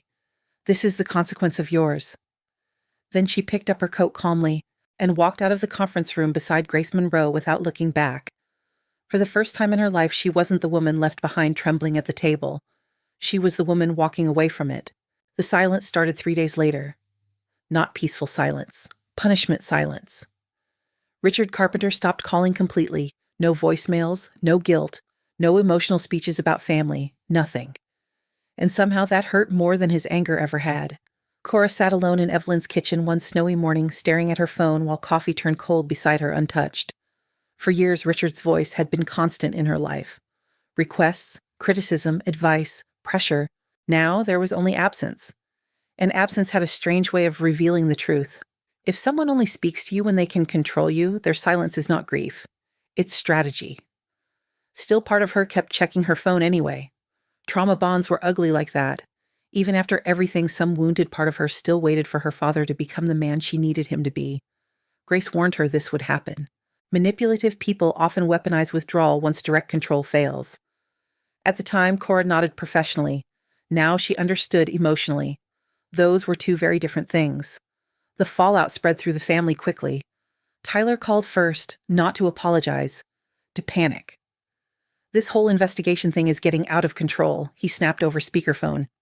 Cora stood in Evelyn's garden trimming dead winter branches while listening quietly. "What do you want me to do about it? You could stop cooperating." There it was. Not, "Are you okay?" Not, "Dad hurt you. Just protect us." Cora clipped another branch carefully. "I'm not the one who committed fraud." Tyler exhaled sharply. "Jesus Christ, Cora." "Do you even hear yourself lately?" "Yes," she said calmly. For the first time. That shut him up briefly. Then came the line she expected eventually. "You're tearing this family apart." Cora stared at the frozen garden around her. No. The family was already broken. She was simply the first person who stopped pretending otherwise. "I didn't create this," she said quietly. Tyler's voice hardened immediately. "You always think you're the victim." The old guilt stirred instinctively inside her chest. But weaker now. Much weaker. "Goodbye, Tyler." "You're really choosing strangers over your own family?" Cora almost laughed. Strangers? Grace protected her more in 2 weeks than her family had in 10 years. Without another word, she hung up, and for the first time afterward, she didn't cry. Mason came next. Unlike Tyler, he didn't sound angry. He sounded scared. I didn't know everything he admitted quietly during their phone call that night. Cora sat curled beneath a blanket in Evelyn's living room while snow fell softly outside. "What did you know?" Mason hesitated. "Dad said you were handling things." "Handling what?" "The trust, the money, the house." Cora closed her eyes. Of course Richard framed exploitation as cooperation. That wasn't true. "I know that now." Silence stretched between them. Then Mason spoke more softly. "He always said you were stronger than the rest of us." The sentence hurt unexpectedly, because that was how it started. Not with cruelty, with praise. Dependable, responsible, strong, until strength became obligation. Cora looked toward the dark fireplace quietly. Strong people still deserve honesty. Mason didn't answer immediately. Then, finally, "I think Dad's in trouble." Cora felt nothing hearing it. Or maybe she felt too much for it to separate clearly. "He made his choices." "Yeah," Mason whispered. "I guess we all did." After the call ended, Cora sat silently for a long time. Her brothers weren't innocent, but they were shaped by Richard too, conditioned differently. Mason learned entitlement, Tyler learned avoidance, Cora learned sacrifice. Same father, different damage. Meanwhile, Troy became relentless. Flowers arrived first, white roses, her favorite, or at least they used to be. Now they just felt manipulative. Then came handwritten notes. "Can we please talk? I miss you. You're making permanent decisions based on temporary emotions." That last line made her physically angry. Temporary emotions, as if betrayal expired after enough time passed, as if pain became invalid once inconvenient. Grace advised her not to engage emotionally.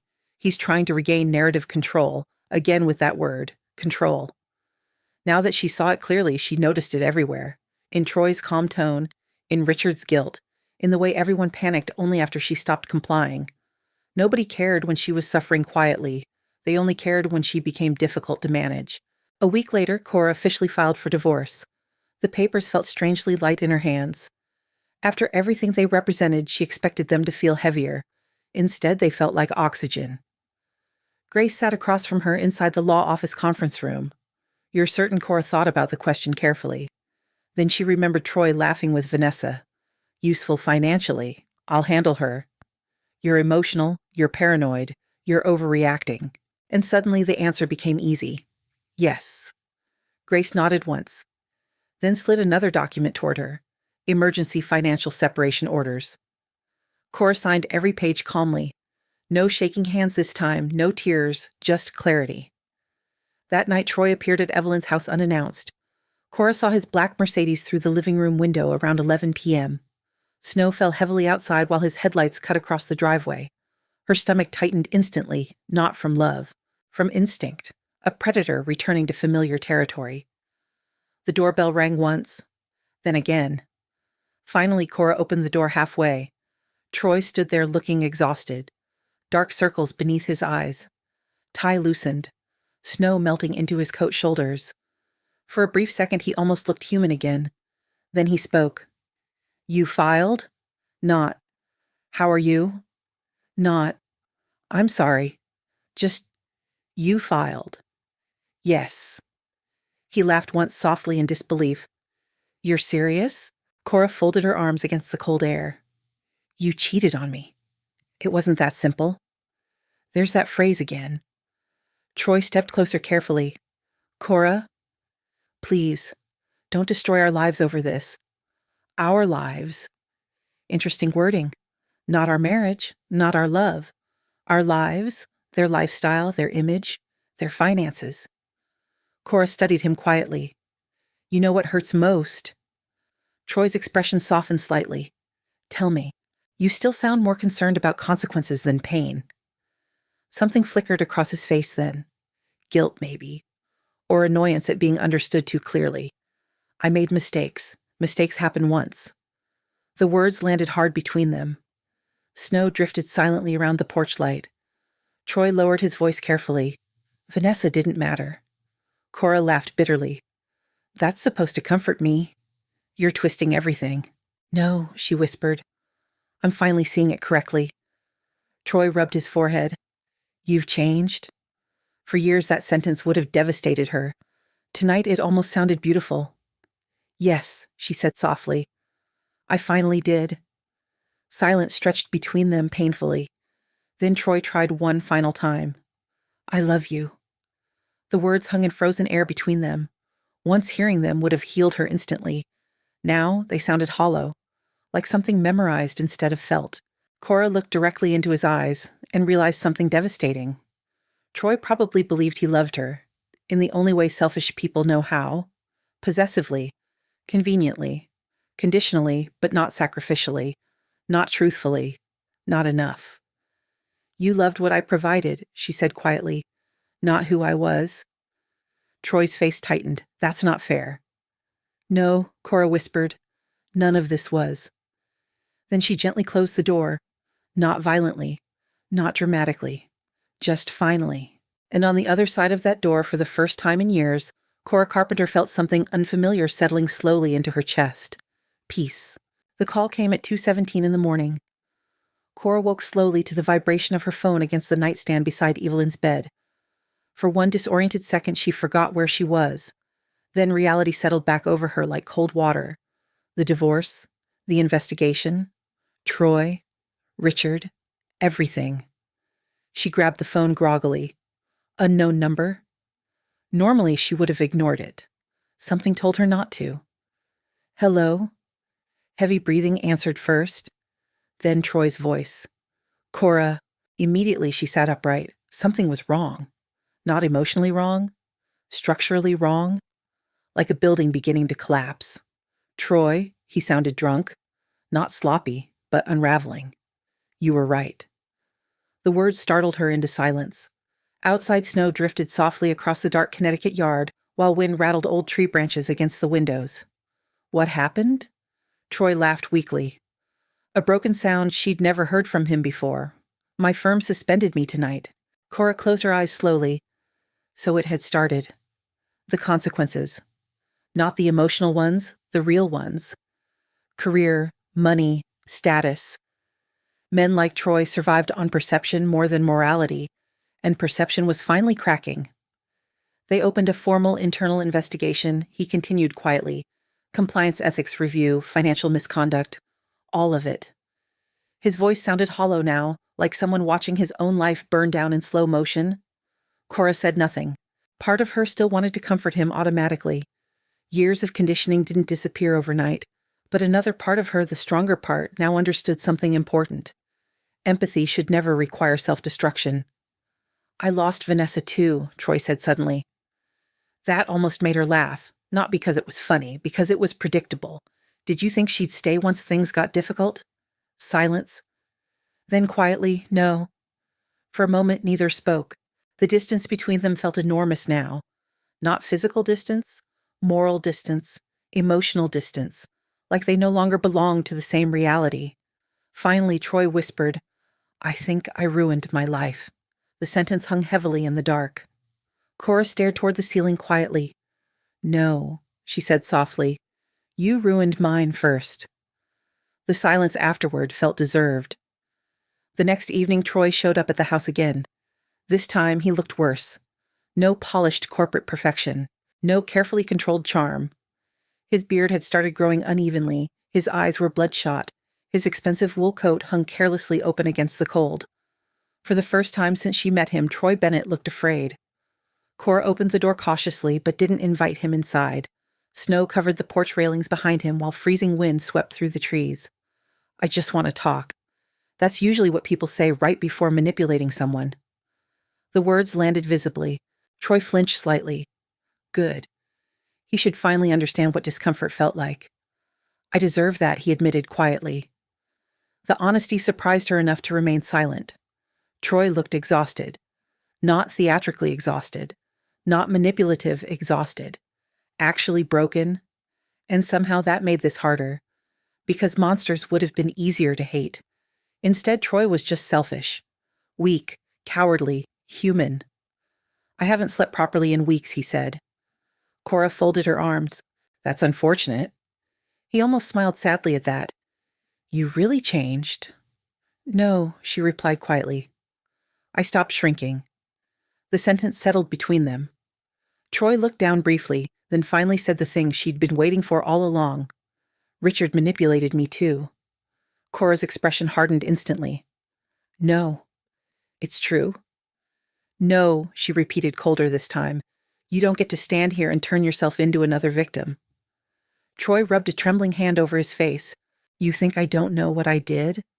I think you knew exactly what you were doing. Silence. Snow drifted quietly around them. Then Troy leaned against the porch railing heavily. When your mother died, he began quietly. Your father was terrified of losing financial control. Cora's stomach tightened immediately. He told me you were emotionally fragile. Of course he did. He said you needed stability, guidance. Cora laughed bitterly. Guidance. He said you'd fall apart if you handled everything alone. And you believed him? Troy looked ashamed. At first, yes. Cora stared at him in disbelief, because underneath the betrayal sat something even uglier. Patronization.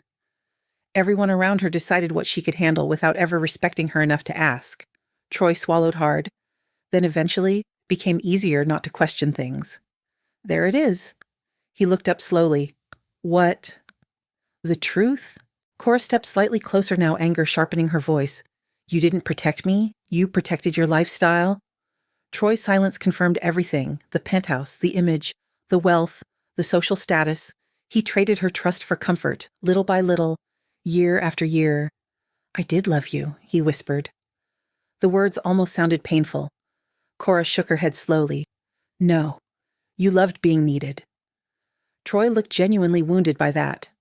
Good. For years she carried wounds nobody acknowledged. Now he could hold his own.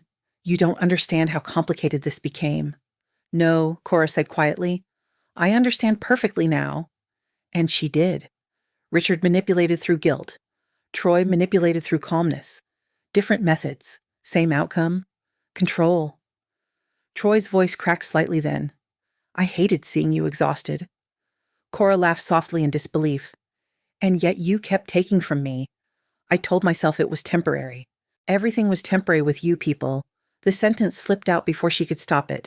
You people, not family anymore, not husband, just people who consumed her. Troy looked like the words physically hurt. Then finally, after a long silence, he asked, "Was any of it real to you?" The question stunned her, because despite everything, yes, it had been real to her. The love, the marriage, the dreams, all real. That was the tragedy. Cora's eyes burned slightly. I loved you enough to disappear inside the relationship. Troy closed his eyes, and now Cora looked at him carefully, really looked at him. This man once knew her coffee order better than she did, held her after panic attacks, kissed her forehead before early morning flights, but he also lied, cheated, manipulated, benefited from her suffering. Both things were true. That was the hardest part about grief. Bad people were rarely bad all the time, and good memories didn't erase betrayal. Now she whispered softly, "I think I finally love myself more." The words changed something permanently. Even Troy heard it. His shoulders sagged slightly, like he finally understood there was no way back. Not because she hated him, because she no longer abandoned herself to keep him. He looked toward the dark, snowy yard quietly, then finally admitted the thing she suspected all along. "Your father always said you'd never leave." Cora's jaw tightened. Of course he did. Women like her stayed. That was the expectation. Women who nurtured, women who endured, women who forgave endlessly because everyone depended on their softness. Troy laughed weakly to himself. He used to say Cora would set herself on fire to keep people warm. The sentence hit her directly in the chest, because it was true. For years it was true. Cora looked past Troy into the darkness beyond the porch, then softly said, "I'm cold now." Troy stared at her silently, and finally understood what she meant. The fire was gone. Not her kindness, not her humanity, just her willingness to burn for people who watched without helping. After a long moment, Troy nodded once, slowly, defeated. Then he stepped backward off the porch. "I really did love you," he whispered one last time. Cora felt tears sting briefly behind her eyes, but this time she didn't confuse sadness with surrender. "Goodbye, Troy." And this time, he didn't ask her to stay. Richard Carpenter finally called 2 weeks later. Not because he missed her, not because guilt found him in the middle of the night, not because he suddenly became a father, because he needed something. Again. Cora stared at his name glowing across her phone screen while standing in Evelyn's kitchen barefoot, holding a mug of tea between both hands. Outside, early spring rain tapped softly against the windows. The snow had finally started melting from the garden. Everything looked messy before new growth. That felt symbolic somehow. The phone rang 4 times before she answered. "Hello?" Silence. Then Richard's voice entered slowly. Older now? Tired, but still controlled. "Cora, no sweetheart? No affection? Interesting." She leaned against the kitchen counter quietly. "What do you need?" The silence on the other end deepened. Because she already knew. And he knew she knew. "I'd like to see you." "Why?" Another pause. "Because you're my daughter." There it was. The emotional key he always tried first. Blood, family, obligation. Cora closed her eyes briefly. Once upon a time, those words controlled her entire nervous system. Now they only made her sad. "You should have remembered that before stealing from me." Richard exhaled sharply. It wasn't stealing. The anger arrived instantly, even now. Still no accountability. "You hid my mother's trust from me for 10 years. I managed complicated financial structures after your mother died. You drained them. I protected them." The same argument, the same manipulation. Just different day? Cora stared out toward the wet garden. "You know what's amazing?" she asked softly. "You still think wording changes reality?" Richard's breathing grew heavier. "I made sacrifices too." "There it is." "What?" "The part where everything somehow becomes about your suffering." Silence. Then colder now. "You sound just like those lawyers." "No." That was the difference. For the first time in her life, she sounded like herself. "I'll meet you once," she said finally. Richard immediately answered, "Tomorrow." "Of course." Urgency always appeared when he needed something.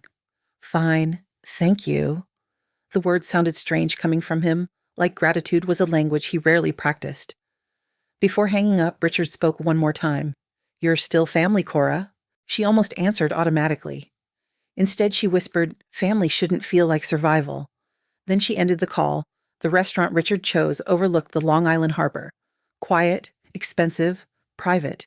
Exactly the kind of place wealthy people used when discussing uncomfortable things discreetly. Cora arrived first. Rain clouds covered the afternoon sky in pale gray while boats rocked gently against the marina outside. She wore cream slacks, a camel coat, and almost no makeup. No armor today, no performance, just clarity. Richard arrived 7 minutes late. Still polished, still composed, but older somehow. The investigation had worn visible cracks into him. His hair looked thinner, his posture slightly heavier. For one painful second, Cora saw not a manipulator, but her aging father, and grief hit her unexpectedly. Because loving someone harmful is still love. Richard sat across from her carefully. You look tired, he said. Cora almost laughed at the irony. 10 years too late for concern. I'm fine. The waiter poured water silently before leaving. Neither touched the menus. This was never about lunch. Richard folded his hands together. I never wanted things to become this ugly. Cora studied him quietly, then asked the question sitting inside her chest for weeks. Did you ever love me? The question visibly shook him. Good. It should? Of course I loved you. Then why did loving you always cost me something? Richard looked away toward the harbor windows. You were the responsible one. There it was. Not apology, expectation. Cora nodded slowly. Mason got freedom. Tyler got excuses. I got responsibility. You were stronger. No, she said quietly. I was easier to exploit. Richard's jaw tightened instantly. That's unfair. The word almost amused her now. Unfair. As if fairness mattered to people who built entire lives around taking. You know what Mom wrote? Cora asked softly. That got his attention immediately. What she said, weak men consume the women who love them most.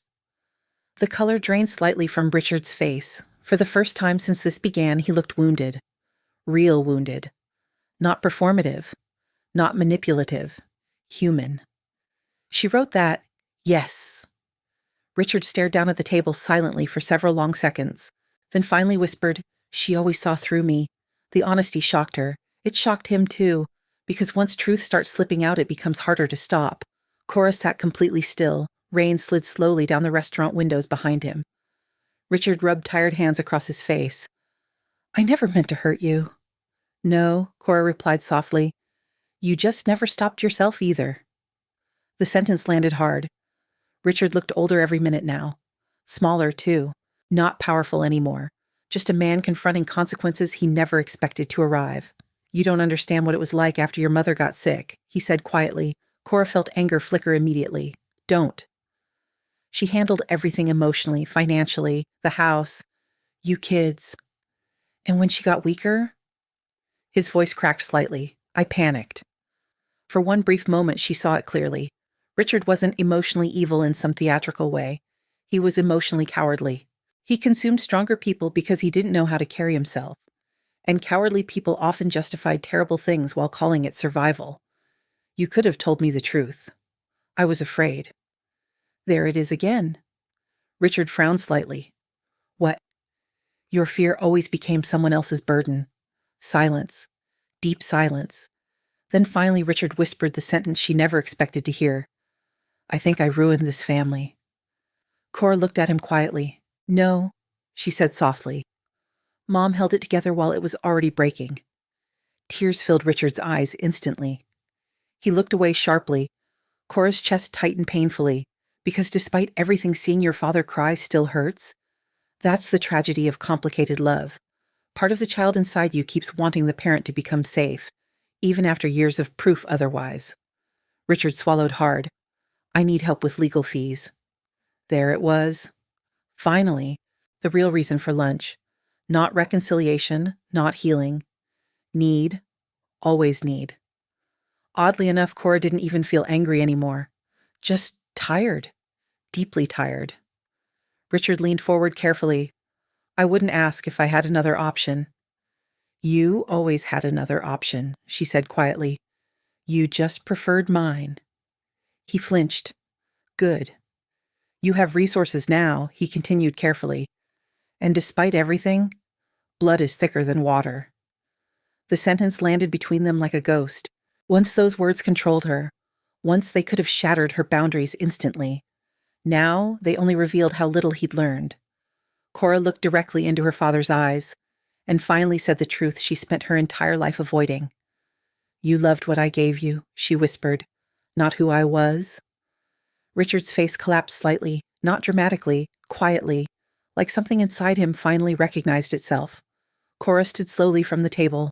Rain hammered harder outside now. Cora, she picked up her coat calmly. No, just one word. The same word that started all of this, but now it sounded different, not afraid. Free. Richard looked up at her desperately. You'd really walk away from your own father? Cora's eyes filled slightly. Yes, she whispered, because I finally stopped walking away from myself. Then she turned, and this time, when he called her name behind her, she didn't look back. Spring arrived quietly in Connecticut. Not dramatically, not all at once. The snow melted slowly from Evelyn's garden. Tiny green shoots pushed carefully through damp soil. Sunlight stayed longer each evening.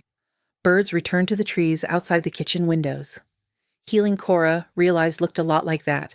Slow, uneven, almost invisible until one day you noticed you could finally breathe again. 6 months after leaving Troy, Evelyn's house no longer felt haunted. It felt alive. Workers had restored the old hardwood floors. Fresh cream paint brightened the walls. The piano downstairs had finally been tuned again after years of silence. But the biggest change wasn't the house. It was Cora. For the first time in her adult life, her nervous system wasn't constantly preparing for emotional disaster. No surprise calls demanding money, no careful monitoring of Troy's moods, no guilt attacks disguised as family conversations, no shrinking herself to keep everyone else comfortable. Peace felt unfamiliar at first, then addictive. One Saturday morning, Cora stood barefoot in the kitchen kneading dough while soft jazz played through the house. Flour dusted her black sweater, sunlight spilled across marble countertops. And suddenly she froze. Not because something was wrong, because something wasn't. No anxiety twisting beneath her ribs, no emotional heaviness pressing on her chest. Just stillness. Tears filled her eyes instantly. God. This was what safety felt like. She leaned against the counter, quietly overwhelmed by the realization that calmness itself once felt impossible to her. For years, chaos had been normalized, manipulation normalized, exhaustion normalized. Now peace almost felt suspicious. Grace warned her about that too. When someone survives emotional instability long enough, she explained during one of their lunches, their body starts mistaking calmness for emptiness. At first, Cora didn't fully understand. Now she did. She had spent years confusing anxiety with love. The divorce finalized in early April. Troy didn't contest much in the end, partly because Grace Monroe terrified him professionally, partly because the ongoing investigation had already destroyed most of his public image, but mostly because somewhere along the way Troy finally realized Cora was truly gone. Not physically, emotionally. That frightened him more. The final hearing lasted less than 20 minutes. No screaming, no dramatic courtroom speeches, just signatures, paperwork, endings. Outside the courthouse, rain misted softly across Manhattan sidewalks, while reporters lingered near unrelated cases. Troy stood beside his car afterward, looking older than 40 should allow. His expensive suits no longer fit him the same way. Stress had hollowed him out. Cora almost didn't recognize him. He looked at her quietly. You really look happy. The sentence sounded more surprised than bitter. Cora considered it honestly. Not happy all the time. Some nights still hurt.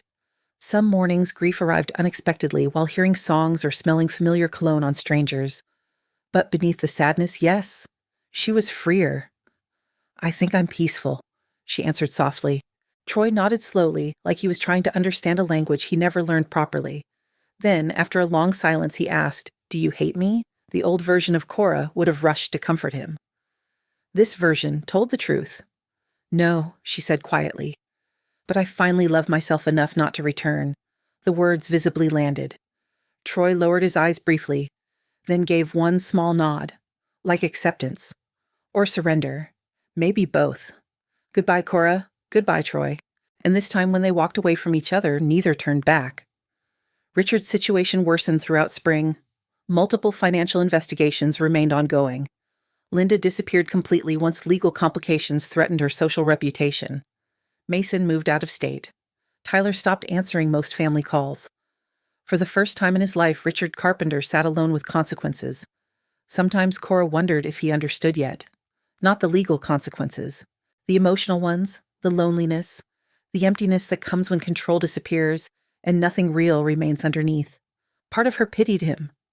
Another part remembered Evelyn crying quietly in laundry rooms, and herself crying on hotel floors. Compassion no longer required self-sacrifice. That lesson changed everything. By May, Cora launched the Evelyn Foundation. The idea came unexpectedly after coffee with Grace. There are thousands of women trapped in financial abuse who don't even realize it, Grace said one afternoon. The sentence stayed with her for weeks afterward, because she almost didn't realize it either. Not at first. Abuse sounded too obvious, too ugly. But manipulation often wore softer clothes: guilt, dependency, obligation, family loyalty, marriage expectations. The foundation began small: legal resources, emergency financial education workshops, quiet support networks for women rebuilding after emotional and financial control. Nothing flashy, nothing performative, just help. Real help. The kind Evelyn probably needed once. The kind Cora once needed desperately too. One evening after a workshop, a woman in her 50s stopped Cora near the exit. Tears filled the woman's eyes. "You said something tonight I can't stop thinking about." Cora smiled gently. "What was it?" The woman swallowed hard. "That love should feel safe, not expensive." The words hit Cora directly in the chest, because once upon a time she truly believed love required exhaustion. Now she understood real love nourishes. It doesn't consume. That summer, Cora finally opened the last sealed envelope hidden inside Evelyn's sewing chest. She had waited months. Partly from fear, partly because healing sometimes required timing. The envelope contained one handwritten letter, nothing else. Cora sat alone in the restored kitchen while evening sunlight poured golden across the table. Then she began reading. "My beautiful girl, if you are reading this, then you survived something I prayed you never would." Tears immediately blurred the page, but she kept going. "You come from women who knew how to endure, but I hope you become a woman who also knows how to leave what harms her." Cora pressed trembling fingers against her lips. God. Evelyn understood her even before she became this version of herself. The letter continued, "Kindness is not weakness. Loving deeply is not foolish, but you must never offer your entire soul to people committed to misunderstanding your value." Cora cried quietly now, not from devastation, from recognition. For years she begged people to appreciate sacrifices they were benefiting from, too much to question. Evelyn's final words sat near the bottom of the page. "Please build a life where you do not have to earn love through suffering." The sentence broke something open inside her, not painfully, gently, like sunlight finally reaching locked rooms. That night, Cora carried the letter outside into Evelyn's garden. Warm summer wind moved softly through trees while fireflies flickered above the grass. She stood there alone beneath the stars, not abandoned, not unwanted, just finally whole enough to stand by herself peacefully. For years she thought survival meant being needed. Now she understood something far more beautiful. Real healing begins the moment you stop abandoning yourself to keep others comfortable. And somewhere deep inside, for the first time since childhood, Cora Carpenter finally felt safe in her own life. 1 year later, the house no longer belonged to grief. It belonged to Cora. Summer sunlight spilled across the restored hardwood floors, while music drifted softly from the kitchen speakers downstairs. Fresh flowers sat in glass vases beside open windows. The scent of basil and lemon filled the air. Life lived here again. Real life. Not survival, not performance. Peace. Cora stood in front of the hallway mirror adjusting the sleeves of a cream-colored dress while laughter echoed faintly from the backyard. People were arriving. Not family by blood, family by choice. That distinction mattered now. Grace Monroe was outside arguing playfully with the caterer about wine pairings.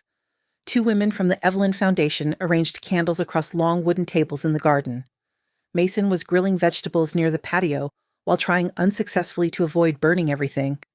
Even Tyler came, quietly, awkwardly, but honestly. Healing didn't always look dramatic. Sometimes it looked like people finally becoming accountable enough to sit in the same space without pretending anymore. Cora glanced at herself one last time in the mirror, then paused. For years she avoided mirrors emotionally, because exhaustion changes how women see themselves. Not physically, spiritually.